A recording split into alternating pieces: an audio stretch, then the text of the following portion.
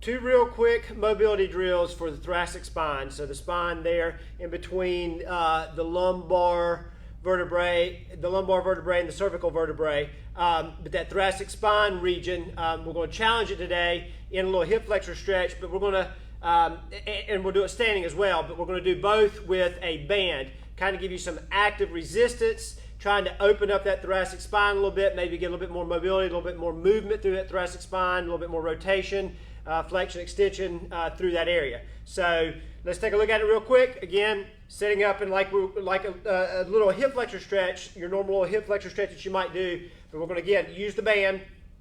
And as we go down into that stretch, we're going to extend the band and really stretch and reach and try to get some rotation as we do it. So I'm in that hip flexor stretch, kind of narrowing my stance here on that stretch. And then as I take my whatever leg I've got in the front, so left leg, left hand, the left hand's going to go to the floor as I reach and stretch, open up with some rotation as I'm flexed over into that stretch. So here and back.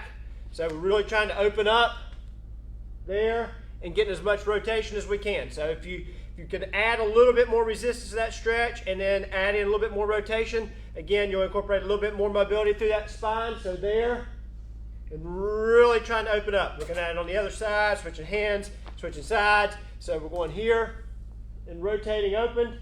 And then what you can do on the back side is add in some more rotation. So you can go here and then open up through the thoracic spine in the opposite direction. So I'm going there, then I go over leg and open. So you can add that little component to it, increasing that mobility there. And then the second one we'll do standing. Just going to kind of front rack the band, little offset stance, and we're just going to get some rotation as we get some extension again, but doing it standing. So I'll stand on the band and just offset just a little, one leg behind the other, a little bit further back than the heel of the front leg.